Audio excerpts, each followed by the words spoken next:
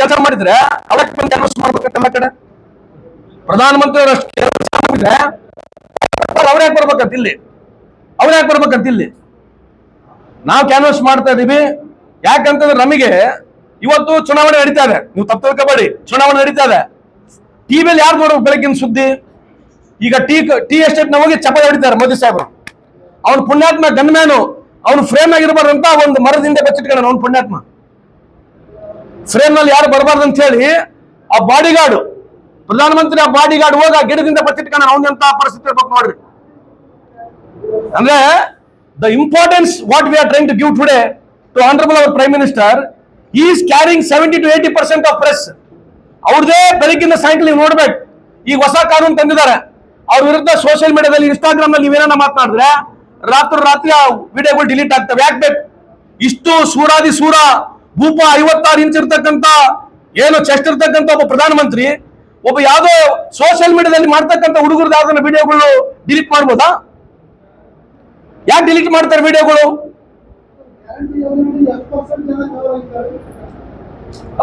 Almost 80% ಜನ cover ಆಗಿದ್ದಾರೆ. ನಮಗೆ 98% ನಮಗೆ ಯಾವುದು ನಮ್ಮ ಕರೆಂಟ್ ಯಾವುದು ನಮ್ಮ ಗೃಹ ಜೊತೆದಲ್ಲಿದ್ದಾರೆ. ಸುಮಾರು 80% ಗೃಹಲಕ್ಷ್ಮಿದಲ್ಲಿದ್ದಾರೆ.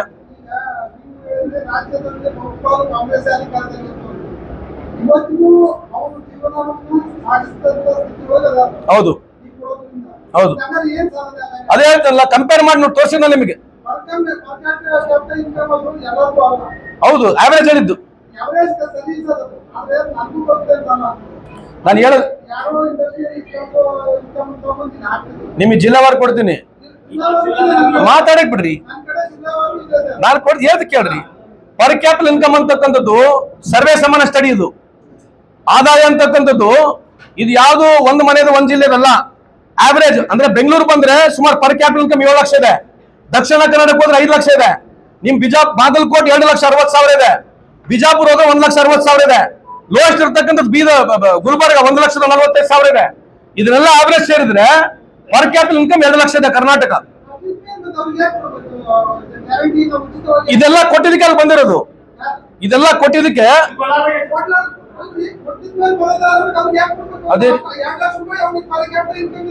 ಅದೇ ರೀ. ಇವೆಲ್ಲ ಆಡ್ ಆಗಿ ಏನಾಗುತ್ತೆ ಅಂತಂದ್ರೆ ವರ್ಷಕ್ಕೆ ನಾವು ತಿಂಗಳ ಕೊಡ್ತಕ್ಕಂತ ಈ ದುಡ್ಡು ಇದೆಯಲ್ಲ, ಆವರೇಜ್ ಡೈರೆಕ್ಟ್ಲಿ ಇಂಡೈರೆಕ್ಟ್ಲಿ ಸುಮಾರು 6,000 ರೂಪಾಯಿ ಹೆಲ್ಪ್ ಆಗುತ್ತೆ ಅವನಿಗೆ. ಈ ಕೊಡ್ತಕ್ಕಂಥ ಕಾರ್ಯಕ್ರಮದಿಂದ ಒಬ್ಬ ಬಡವನಿಗೆ ಸುಮಾರು 5,000 to 6,000 ರೂಪಾಯಿ ಇಂಡೈರೆಕ್ಟ್ ಆಗಿ ಹೆಲ್ಪ್ ಆಗೋದ್ರಿಂದ 85. ಅಲ್ಲ ಸರ್ ಒಂದು ಸಲ ನಾ ಮಾತಾಡ್ತೀನಿ, ಆಮೇಲೆ ನೀವು ಮಾತಾಡಿ please. Allow me to complete.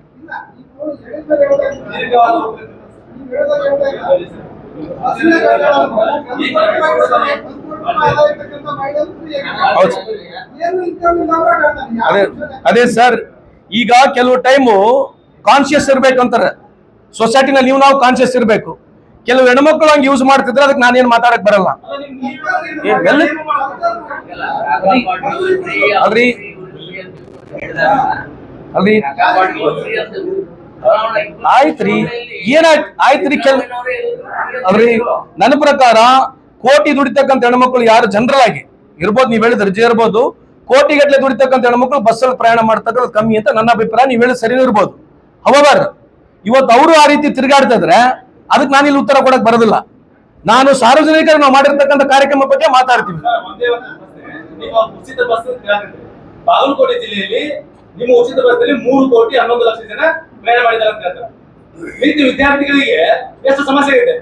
ನೀವು ಗ್ಯಾರಂಟಿ ತರಗತಿ ಮುಂಚೆ ಬಸ್ಗಳ ಸಂಖ್ಯೆ ಹೆಚ್ಚಿತ್ತು ಬಾಗಲಕೋಟೆ ಜಿಲ್ಲೆ. ಈಗ ಎಷ್ಟು ಬಸ್ ಅದಾವ? ಹೌದು. ಎಷ್ಟು ಜನ ನಡೆಯುತ್ತ ಈ ವ್ಯತ್ಯಾಸವನ್ನ ಸರಿದೂಗಿಸಬೇಕು. ವಿದ್ಯಾರ್ಥಿಗಳಾಗ್ತಕ್ಕಂಥ ಅನುಕೂಲ ತಪ್ಪಿಸಬೇಕ, ಪುರುಷರಿಗೆ ಆಗ್ತಕ್ಕಂಥ ಬಸ್ನಲ್ಲಿ ಬಂದ್ರೆ ತಿಳಿಸ್ಬೇಕು. ಎಷ್ಟು ಬಸ್ ಹೆಚ್ಚು ಮಾಡಿದ್ದೀರಿ? ಹೌದು, ವೆರಿ ಟ್ರೂ. ನಾವು ಬಂದಾಗ್ಲಿಂದ ಸುಮಾರು 40% ಹೆಣ್ಮಕ್ಳು ಜಾಸ್ತಿ ಟ್ರಾವೆಲಿಂಗ್ ಮಾಡಕ್ ಚಾಲು ಮಾಡಿದ್ರು. ಯಾವುದೇ ಒಂದು ರ್ಯಾಪಿಡ್ ಆಗಿ ದೊಡ್ಡ ಪ್ರಮಾಣದಲ್ಲಿ ಕಾರ್ಯಕ್ರಮ ಮಾಡಿದಾಗ ಎಲ್ಲ 100% ಸರಿ ಇದೆ ಅಂತ ನಾನು ಹೇಳಕ್ ಹೋಗೋದಿಲ್ಲ ನಿಮಗೆ. I accept what you say. But ಈ 40% ಹೆಣ್ಮಕ್ಳು ಜಾಸ್ತಿ ಬರ್ತಾ ಇದಾರೆ, ಅದರಿಂದ ಲೇಬರ್ ಎಕಾನಮಿ ಜಾಸ್ತಿ ಆಯ್ತು. ಹೆಣ್ಮಕ್ಳು ಲೇಬರ್ ಔಟ್ಪುಟ್ ಆಗಿ ಜಾಸ್ತಿ ಕೆಲಸ ಮಾಡ್ತಾ ಇದ್ದಾರೆ ಒಂದು. ಎರಡನೇದು, ಇತ್ತೀಚಿನ ದಿನಮಾನಗಳಲ್ಲಿ ನಾನು ಕೂಡ ಒಬ್ಬ ಜಿಲ್ಲಾ ಉಸ್ತುವಾರಿ ಸಚಿವನಿದ್ದೀನಿ. ನನ್ನ ತಾಲೂಕಿನಲ್ಲಿ ಕೂಡ ನೀವು ಹೇಳಿದಂಗೆ ಸಮಸ್ಯೆ ಇದೆ. ಬಸ್ಗಳು ನಾವು ಬಂದಾದ್ಮೇಲೆ ಸುಮಾರು ಇಲ್ಲಿವರೆಗೆ 5,500 6,000 ಬಸ್ ಬೇಕಾದ್ರೆ ತಗೊಂಡಿದ್ದಾರೆ, ಬೇಕಾದ್ರೆ ಬರ್ತಾರೆ. ನಿಮ್ಗೆ ಯಾರೋ ರಾಮಲಿಂಗಡಿ ಸಾಹೇಬ್ರು ಬರ್ತಾರೆ, ನೀವು ಅವರಿಗೆ ಕೇಳಿ ನೋಡಿ. ಎಂಪ್ಲಾಯ್ಮೆಂಟ್ ಯಾವುದು KSRTC ನಲ್ಲಿ ನನಗಿರ್ತಕ್ಕಂಥ ಮಾಹಿತಿ ಪ್ರಕಾರ ಸುಮಾರು 5,000 to 6,000 ಜನ ಎಂಪ್ಲಾಯ್ಮೆಂಟ್ ಕೂಡ ತಗೊಂಡಿದ್ದೀವಿ. ನಮ್ದು ಓವರ್ ಆಲ್ ಬಸ್ ಕೂಡ ಜಾಸ್ತಿ ಮಾಡಿದ್ದೇವೆ, ಎಂಪ್ಲಾಯ್ಮೆಂಟ್ ಕೂಡ ಜಾಸ್ತಿ ಮಾಡಿದ್ದೇವೆ. ನೀವು ಕೇಳಿರ್ತಕ್ಕಂಥ ಪ್ರಶ್ನೆ ಸರಿ ಇದೆ. ನಾವು 100% ಪರ್ಫೆಕ್ಟ್ ಮಾಡ್ಲಿಕ್ಕೆ ಆಗಲ್ಲ. ಇಂಥ ಒಂದು ದೊಡ್ಡ ಸ್ಕೀಮ್ ನಾವು ಇಂಪ್ಲಿಮೆಂಟ್ ಮಾಡಿದಾಗ 100% ಆಗೋದಿಲ್ಲ. ಆದ್ರೆ ಹಂತವಾಗಿ ಇಂಪ್ರೂವ್ಡ್. ಮೊದಲನೇ ಸರಿ ಏನು ಈ ಕಾರ್ಯಕ್ರಮ ಮಾಡೋದಕ್ಕೆ ತೊಂದರೆ ಇತ್ತು, ಇವತ್ತಿಗೆ ನೋಡಿದ್ರೆ 80% of problems we are solved. ಚುನಾವಣೆ ಬಂದಾಗ ಬಾಂಗ್ಲಾದೇಶ ಬಗ್ಗೆ ಮಾತನಾಡ್ತಾರೆ, ಏನೋ ಗುಸ್ಪೇಟೆಯ ಬಗ್ಗೆ ಮಾತನಾಡ್ತಾರೆ. UPA 1 UPA 2 ಸರ್ಕಾರದಲ್ಲಿ ನಾವು ಸುಮಾರು 75,000 to 76,000 ಜನ ಬಾಂಗ್ಲಾದೇಶನ ಈ ದೇಶದಿಂದ ಹೊರಗಡೆ ಹಾಕಿದ್ದೇವೆ.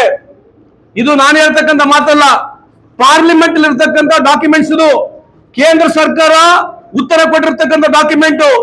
2004 to 2014 ನಾವು ಸುಮಾರು 76,000 ಜನನ ಈ ದೇಶದಿಂದ ಬಾಂಗ್ಲಾದೇಶರು ಡಿಪೋರ್ಟ್ ಮಾಡಿದ್ದೇವೆ. ವೀರಾದಿ ವೀರರು, ಸೂರ್ಯರು, ಬಹಳ ದೊಡ್ಡ ಏನೋ ದಿನ ಬೆಳಿಗ್ಗೆ ಭಾಷಣ ಮಾಡ್ತಕ್ಕಂಥ ಬಿಜೆಪಿಯವರು ಇಲ್ಲಿವರೆಗೆ 12 ವರ್ಷದಲ್ಲಿ ಕೇವಲ 5,000 ಬಾಂಗ್ಲಾದೇಶಿಯವರು ಕೂಡ ಈ ದೇಶದಿಂದ ಹೊರ ಕಳಿಸಿಲ್ಲ. ಇದನ್ನ ಹಿಡ್ಕೊಂಡು ಚುನಾವಣೆ ಮುದ್ದೆ ಹಿಡ್ಕೊಂಡು ವೆಸ್ಟ್ ಬೆಂಗಾಲ್ ಅಲ್ಲಿ ಫೈಟ್ ಮಾಡ್ತಾರೆ, ಬಿಹಾರ್ ನಲ್ಲಿ ಕೂಡ ಫೈಟ್ ಮಾಡ್ತಾರೆ. ಇದಕ್ಕೆ ನಾಚಿಕೆ ಮಾನ ಮರ್ಯಾದೆ ಬಿಜೆಪಿ ಅವರಿಗೆ ಇದೆಯಾ ಅಂತ ಈ ಸಂದರ್ಭ ಕೇಳಲಿಕ್ಕೆ ಇಚ್ಛೆ ಬಯಸ್ತೇನೆ. ಕತಾರ್ನಲ್ಲಿ 200 ಜನ ತೀರೋಗಿದ್ದಾರೆ. ಕತಾರ್ನಲ್ಲಿ ಈ ಯುದ್ಧದ ಮುಖಾಂತರ 200 ಜನ ತೀರೋಗಿದ್ದಾರೆ. ನಿನ್ನೆ ತಾನೇ 20 ಹಣ ಬಂದಿದೆ ಈ ದೇಶದಲ್ಲಿ. ಯಾವ ಮಾಧ್ಯಮದಲ್ಲಿ ಸುದ್ದಿ ಇಲ್ಲ.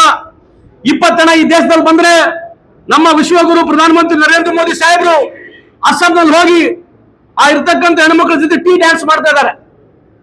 ಅಂದ್ರೆ ಎಷ್ಟು ಈ ದೇಶದ ಬಗ್ಗೆ ಕಳೆ ಜನರ ಬಗ್ಗೆ ಕಾಳಜಿ ಇದೆ. ಇಂಥ ಒಂದು ಕೆಟ್ಟ ಪರಿಸ್ಥಿತಿ ನಡೀತಾ ಇದೆ ದೇಶದಲ್ಲಿ, ಯುದ್ಧ ನಡೀತಾ ಇದೆ. ಆದ್ರೆ ಇವರು ಚುನಾವಣೆ ಪ್ರಚಾರ ನಿಲ್ಲೋದಿಲ್ಲ.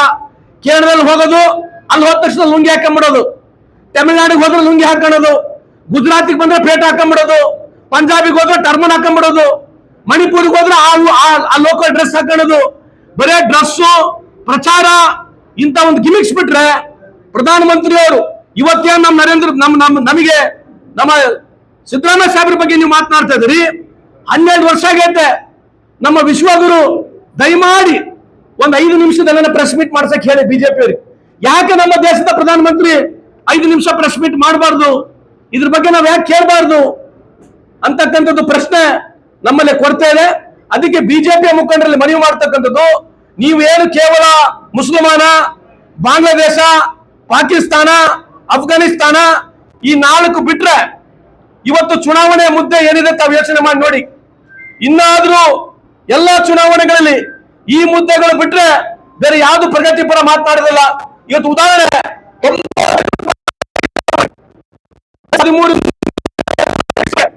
58 ರೂಪಾಯಿಂದ 60 ರೂಪಾಯಿ ಇರ್ತಕ್ಕಂಥ ಡಾಲರ್ ಇವತ್ತು 95 ರೂಪಾಯಿಗೆ ಹೋಗಿದೆ. 1947 ಇಸ್ವಿನಿಂದ 14 ಪ್ರಧಾನಮಂತ್ರಿಗಳು ಈ ದೇಶದ ಸಾಲ 1947 ಇಸ್ವಿಯಿಂದ 2014 ಇಸ್ವಿವರೆಗೆ 55 ಲಕ್ಷ ಕೋಟಿ ಸಾಲ ಇದ್ರೆ ಇವತ್ತು 225 ಲಕ್ಷ ಕೋಟಿ ಸಾಲ ಇದೆ. ಇದ್ರ ಬಗ್ಗೆ ಯಾರು ಚಕಾರ ಅಂತ ಒಂದು ಮಾತು ಕೇಳ್ತಾ ಇಲ್ಲ. ಇವತ್ತು ಬಹಳ ಇಂಪಾರ್ಟೆಂಟ್ ಮಾತನ್ನು ಹೇಳ್ತೀನಿ, ಪತ್ರಿಕಾ ಮಾಧ್ಯಮದಿದ್ದಾರೆ, ದಯಮಾಡಿ ಬಿಜೆಪಿ ಅವರು ಕೇಳಿ. ನಮ್ಮ ಕಾಲದಲ್ಲಿ ಸುಮಾರು $75 ಬಿಲಿಯನ್ ಇಂದ $80 ಬಿಲಿಯನ್ ಅಷ್ಟು ನಾವು ರುಪಿ ಫಾಲ್ ಆಗ್ತಕ್ಕಂಥ ಸಂದರ್ಭದಲ್ಲಿ, ಇಂಟರ್ನ್ಯಾಷನಲ್ ಮಾರ್ಕೆಟ್ ನಲ್ಲಿ ರುಪಿ ಬೀಳ್ತಕ್ಕಂಥ ಸಂದರ್ಭದಲ್ಲಿ ನಮ್ಮ ಇರ್ತಕ್ಕಂಥ ಡಾಲರ್ ನಿಂದ ನಾವು ರುಪಿನ ಖರೀದಿ ಮಾಡ್ತಾ ಇದ್ವಿ. ಮನಮೋಹನ್ ಸಿಂಗ್ ಅವರು ಸುಮಾರು $75 ಬಿಲಿಯನ್ ಖರ್ಚು ಮಾಡಿ, ವಾಜಪೇಯಿ ಸಾಹೇಬರು ಸರ್ಕಾರ ಬಿಟ್ಟಾಗ 45 ರೂಪಾಯಿ $1 ಇತ್ತು.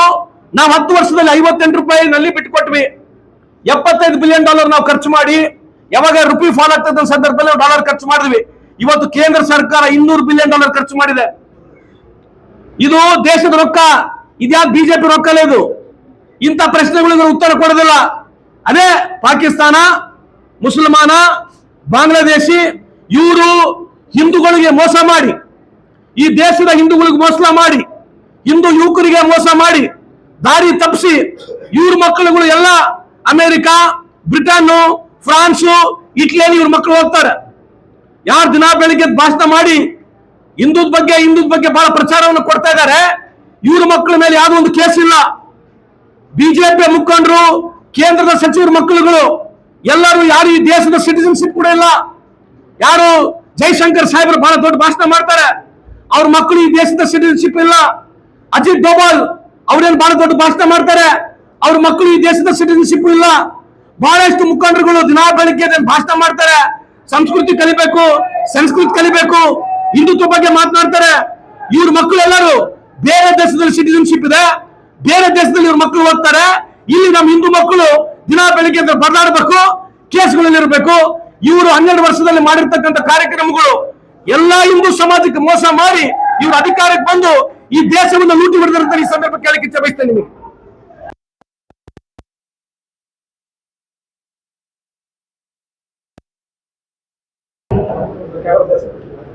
ಬೇರೆ 12 ವರ್ಷದಲ್ಲಿ ಪ್ರಧಾನಮಂತ್ರಿ ಅವ್ರು ಬಿಟ್ಟರೆ ಬೇರೆ ಯಾರನ್ನ ಪ್ರಚಾರದಲ್ಲಿ ಇದಾರ? ಮುಂದೆ ಗ್ರಾಮ ಪಂಚಾಯತಿ ಕೂಡ ಬರ್ತಕ್ಕಂಥ ಸಾಧ್ಯತೆ ಇದೆ. ಮುಂದೆ ಗ್ರಾಮ ಪಂಚಾಯತಿಗೆ, ತಾಲೂಕ್ ಪಂಚಾಯತಿಗೆ, ಜಿಲ್ಲಾ ಪಂಚಾಯತಿಗೆ, ಮುನ್ಸಿಪಾಲಿಟಿಗೆ, ಕೋಆಪರೇಟಿವ್ ಸೊಸೈಟಿ ಬ್ಯಾಂಕಿಗೆ, PLD ಎಲೆಕ್ಷನ್ ಕೂಡ ಮೋದಿ ಸಾಹೇಬರು ಬಂದು ಚುನಾವಣೆ ಮಾಡಬೇಕು ಅಂತ ಹೇಳಿ ನಾನು ಈ ವೇದಿಕೆ ಮುಖಾಂತರ ಅವರಿಗೆ ಮನವಿ ಮಾಡ್ಕೊಳ್ತೀನಿ. ಇನ್ನು ದೇಶದಾಗ ಏನು ಉಳಿದಿದೆ? ದಿನ ಬೆಳಿಗ್ಗೆ ಎದ್ರೆ ಒಬ್ಬ ವ್ಯಕ್ತಿ ದೇವರಾಗಿ ಹೋಗ್ಬಿಟ್ಟ ನಮ್ಮ ಈ ದೇಶದಲ್ಲಿ. ಪ್ರಧಾನಮಂತ್ರಿ ನರೇಂದ್ರ ಮೋದಿ ಸಾಹೇಬರು ಈ ದೇಶದ ದೇವರು. ನೀವು ಯಾರು ಅವ್ರಿಗೆ ಪ್ರಶ್ನೆ ಕೇಳಂಗಿಲ್ಲ, ಅವ್ರ ವಿರುದ್ಧ ನೀವು ಯಾರು ಮಾತಾಡಂಗಿಲ್ಲ, ಬೇರೆ ದೇಶಕ್ಕೆ ಹೋಲಿಕೆ ಮಾಡಿ ನೋಡಂಗಿಲ್ಲ. ಪಾರ್ಲಿಮೆಂಟ್ ಅಲ್ಲಿ ಇವತ್ತು ನಾವು ಪಾಕಿಸ್ತಾನಿಗೆ ಹೋಲಿಕೆ ಮಾಡಿ ಮಾತಾಡ್ತೀವಿ, ಪಾಕಿಸ್ತಾನಲ್ಲಿ ಇವತ್ತು ಹೋಲಿಕೆ ಮಾಡಿ ಮಾತನಾಡ್ತೀವಿ. ಮೇಕ್ ಇನ್ ಇಂಡಿಯಾ ಬಗ್ಗೆ ಮಾತನಾಡಿದ್ರು. ಯಾಕೆ ಮಾತನಾಡ್ತಿಲ್ಲ ಮೇಕ್ ಇನ್ ಇಂಡಿಯಾ ಬಗ್ಗೆ? ಇವತ್ತು ಚೈನಾಗೆ ನಮಗೆ ಡೆಫಿಸಿಟ್ ಇರ್ತಕ್ಕಂಥದ್ದು $120 ಬಿಲಿಯನ್ ಡೆಫಿಸಿಟ್ ಇದೆ. ಅಂದ್ರೆ ನಾವು ವಹಿವಾಟು ಏನು ಮಾಡ್ತಾ ಇದೀವಿ ಚೈನಾ ಜೊತೆಗೆ, ಚೈನಾದಿಂದ ನಾವು ಸುಮಾರು $120 ಬಿಲಿಯನ್ ಅಷ್ಟು ಇಂಪೋರ್ಟ್ ವಹಿವಾಟು ಮಾಡ್ತಾ ಇದೀವಿ. ನಮ್ಮ ದೇಶದಿಂದ ಕೇವಲ $15 ಬಿಲಿಯನ್ ಮಾತ್ರ ವಹಿವಾಟಿದೆ. $120 ಬಿಲಿಯನ್ ವಹಿವಾಟು ಇವತ್ತು ಡೆಫಿಸಿಟ್ ನಲ್ಲಿದೆ. Make in India, make in India ಅಂತ ಹೇಳಿ ಬಹಳ ದೊಡ್ಡ ಜೋರು ಪ್ರಚಾರ ಇತ್ತು. ಒಂದು ಸೂಜಿ ಮಾಡಿಲ್ಲ, ಒಂದು ಸೂಜಿನೂ ಮಾಡಿಲ್ಲ. सौगंध इस मिट्टी की, इस देश को बिकने नहीं दूंगा, सौगंध इस मिट्टी की, इस देश बिकने नहीं दूंगा ಅಂತ ಹೇಳಿದ್ರು ಮೋದಿ ಸಾಹೇಬರು. ಇವತ್ತು ಇಡೀ ದೇಶವನ್ನ ಅದಾನಿಗೆ, ಅಂಬಾನಿಗೆ ಮಾರಿಬಿಟ್ಟಿದ್ದಾರೆ. ಅದಾನಿ ಅವರ ಆದಾಯ ಸುಮಾರು ಇವತ್ತು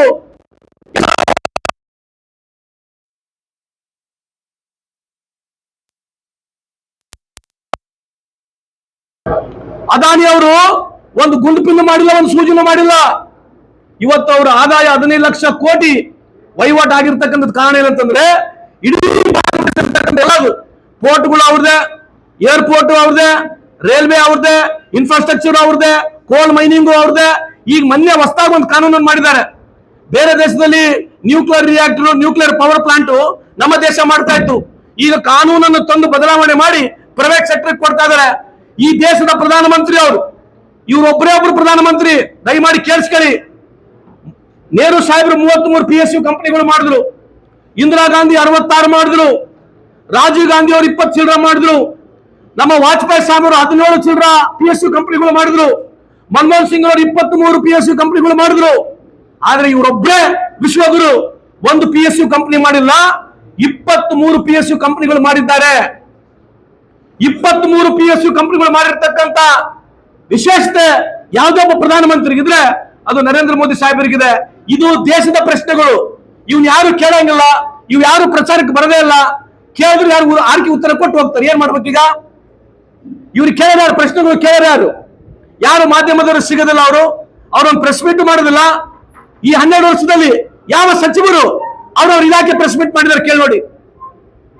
ಯಾವ ಸಚಿವರುಗಳು, ಕೇಂದ್ರದಲ್ಲಿರ್ತಕ್ಕಂಥ ಸಚಿವರುಗಳು ಅವ್ರವ್ರ ಇಲಾಖೆ ಪ್ರೆಸ್ ಮೀಟ್ ಮಾಡಿದಾರೆ ಕೇಳಿ ನೋಡಿ. ಹಂಗಾಗಿ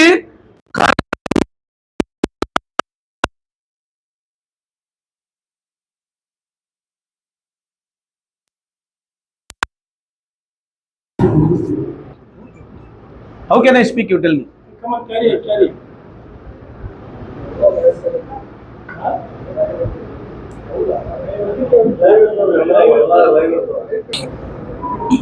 ಈ 5 ಗ್ಯಾರಂಟಿಗಳು ಯಾಕೆ ಅನುಕೂಲ ಆಗ್ತವೆ ಅಂತ ಹೇಳಲಿಕ್ಕೆ ಇಚ್ಛೆ ಬಯಸ್ತೇನೆ ನಿಮಗೆ. ನಾವು ವರ್ಷಕ್ಕೆ ಸುಮಾರು 55ರಿಂದ ವರ್ಷಕ್ಕೆ ಸುಮಾರು 55ರಿಂದ 60 ಸಾವಿರ ಕೋಟಿ ನಾವೇನು ಖರ್ಚು ಮಾಡ್ತಾ ಇದೀವಿ. ಇದು ಡಿಸ್ಪೋಸಬಲ್ ಇನ್ಕಮ್, ದಯಮಾಡಿ ಬರ್ಕೊಳ್ಳಿ. ಇದು ಒಂದು ಡೆವಲಪ್ಮೆಂಟ್ ಇದೆ, ಹ್ಯೂಮನ್ ಇಂಡೆಕ್ಸ್ ಡೆವಲಪ್ಮೆಂಟ್. ಇದು ಏನು ಅಗ್ಲಗ್ಲ ಬಿಜೆಪಿ ಅವರು ಬಂದು ಹೇಳ್ತಾ ಇದಾರೆ, ಗ್ಯಾರಂಟಿಗೆ ದುಡ್ಡು ಕೊಟ್ಬಿಟ್ಟಿದ್ದಾರೆ, ಗ್ಯಾರಂಟಿಗೆ ದುಡ್ಡು ಕೊಟ್ಟಿದ್ದಾರೆ ಅಂದ್ರೆ ಈ ಗ್ಯಾರಂಟಿ ದುಡ್ಡು ಕೊಡ್ತಕ್ಕಂಥದ್ದು ಕೂಡ ಒಂದು ರೀತಿಯ ಡೆವಲಪ್ಮೆಂಟ್ ಇದು. This is one of the most important development aspect of human being life. ಬದುಕಬೇಕಾಗಿದ್ರೆ ಅವರಿಗೆ ಕನಿಷ್ಠ ದುಡ್ಡು ಬೇಕಾಗ್ತದೆ ಜೀವನಕ್ಕೆ. ನಾವು ಕೊಡ್ತಕ್ಕಂಥದ್ದು ಏನು 60 ಸಾವಿರ ಕೋಟಿ, 55ರಿಂದ 60,000 ಕೋಟಿ ವರ್ಷಕ್ಕಿದೆ. 5 ವರ್ಷಕ್ಕೆ 3 ಲಕ್ಷ ಕೋಟಿ ಕೊಡ್ತಕ್ಕಂಥ ಕಾರ್ಯಕ್ರಮದಿಂದ ಇವತ್ತು GST, GDP, per capital income number 1